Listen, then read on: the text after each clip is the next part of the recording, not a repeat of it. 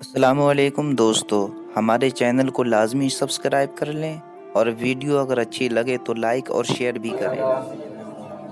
سیدنا و مولانا محمد مبارک وسلم صلو علیہ صلاۃ و سلام علیک یا رسول اللہ یا نبی اللہ یا حبیب اللہ صلی اللہ تعالی علیہ وسلم۔ اس آیت پر ہم غور کریں تو اللہ نے 3 پیغام ہمیں دیے ہیں اس آیت کے ذریعے۔ سب سے پہلے تو نماز کی ترغیب دلائی، اقیم الصلاۃ، نماز قائم کرو۔ پھر دوسرا پیغام دیا ہے کہ برائی سے وہ بھلائی کی طرف لوگوں کو بلاؤ، بھلائی کی دعوت دو، ونہا عن المنکر، اور برائی سے لوگوں کو روکو۔ تیسرا پیغام دیا ہے کہ اگر کوئی پریشانی تمہیں لاحق ہوتی ہے، کوئی پریشانی تمہیں پہنچتی ہے، اس پر صبر کرو۔ یہ 3 پیغام دیے ہیں۔ اب اس آیت پر اگر غور کریں گے ہم اور آپ تو ان تینوں پیغام کا ایک ساتھ یکجا ہونا، ایک جگہ جمع ہونا، ایک بڑا واضح مقصد نظر آتا ہے۔ کیا؟ سب سے پہلے نماز پر نماز قائم کرو، اس کے بعد میں فرمایا گیا کہ برائی سے روکو، بھلائی کی طرف دعوت دو، برائی سے روکو، یہ پیغام دیا گیا۔ تو مطلب کیا ہے؟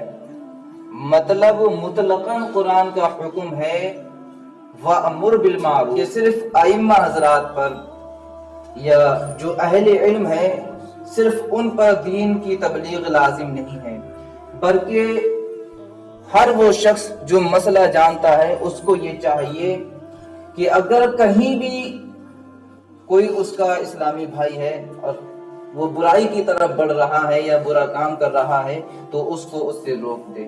یہ صرف ائمہ کی ذمہ داری نہیں یا کسی اہل علم کی ذمہ داری نہیں، ہر قرآن کے ماننے والے کی یہ ذمہ داری ہے قرآن کی روشنی میں، کیونکہ قرآن نے کہا وَنْہَا عَنِ الْمُنْکَرِ، قرآن نے ائمہ کو یا علماء کو یا فصحاء کو یا فقیہ حضرات کو جو ہے مخاطب نہیں کیا، بلکہ قرآن نے مطلقاً کہا ہر شخص کی یہ ذمہ داری ہے کہ وہ جہاں بھی دیکھے برائی کو تو اس برائی کو ختم کرنے کی کوشش کرے۔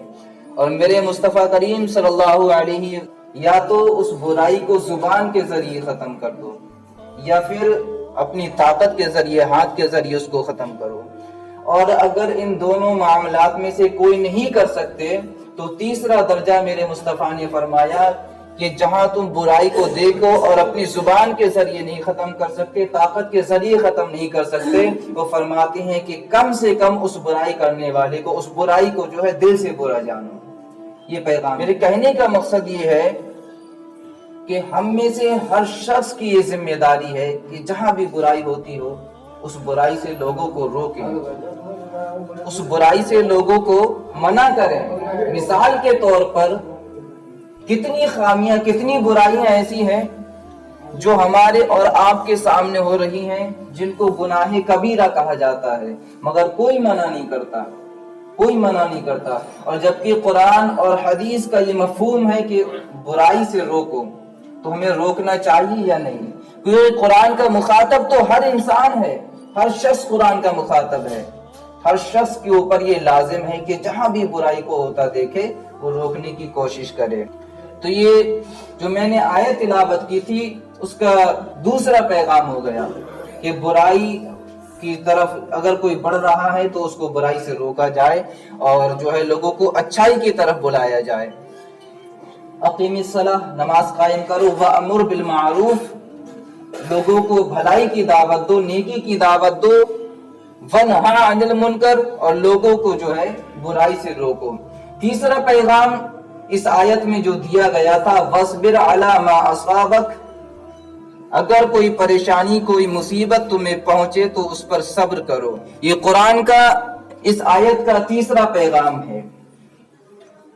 ہوتا یہ ہے کہ جو پریشانیاں ہمیں پہنچتی ہیں اس کی بہت ساری وجوہات ہیں، کچھ تو ہمارے گناہوں کی سبب سے اور کچھ اللہ رب العزت بندوں کی آزمائش کی وجہ سے پریشانیاں بھیجتا ہے۔ تو اگر ہم اور آپ اس چیز میں غور کریں کہ کون سی پریشانی اللہ کی طرف سے آئی ہوئی آزمائش ہے یا کون سی پریشانی عذاب کی شکل میں ہے، اگر اس چیز پر غور کریں تو کسی بہت دانش مند، عقل مند نے کہا ہے کہ پوچھا گیا تھا کہ ہمیں یہ کیسے معلوم ہو کہ جو پریشانی ہم تک پہنچی ہے یہ اللہ کی طرف سے آزمائش ہے یا اس کی طرف سے ہم پر عذاب ہے۔ تو اس فقیہ نے، اس دانش مند نے کہا تھا کہ جو پریشانی تمہیں اللہ کے ذکر سے دور کر دے وہ اللہ کا عذاب ہے، اور جو پریشانی تمہیں اللہ کے ذکر سے قریب کر دے وہ پریشانی اللہ کی طرف سے آزمائش ہے۔ یہ پہچان بتائی تھی انہوں نے۔ اور آج جب پریشانیاں آتی ہیں تو لوگ مساجدوں سے دور بھاگتے ہیں، اور کچھ ایسے بھی ہیں، کبھی کبھی ایسا بھی ہوتا ہے کہ پریشانیوں کے وقت ہم مسجد میں آ جاتے ہیں۔ تو اس دانش مند نے، عقل مند نے بتایا تھا کہ جو پریشانی اللہ کے ذکر سے قریب کر دے وہ آزمائش ہے، اور جو اللہ کے ذکر سے غافل کر دے، دور کر دے، وہ اللہ کا عذاب ہے۔ تو ہمیں غور کرنا چاہیے ان چیزوں پر۔ یہ وجہ ہے پریشانی آنے کی۔ اور سنیں میرے اسلامی بھائیوں، پریشانی کوئی بھی ہو، کوئی بھی مصیبت ہو، ہر حال میں اللہ کا شکر ہم پر واجب ہے۔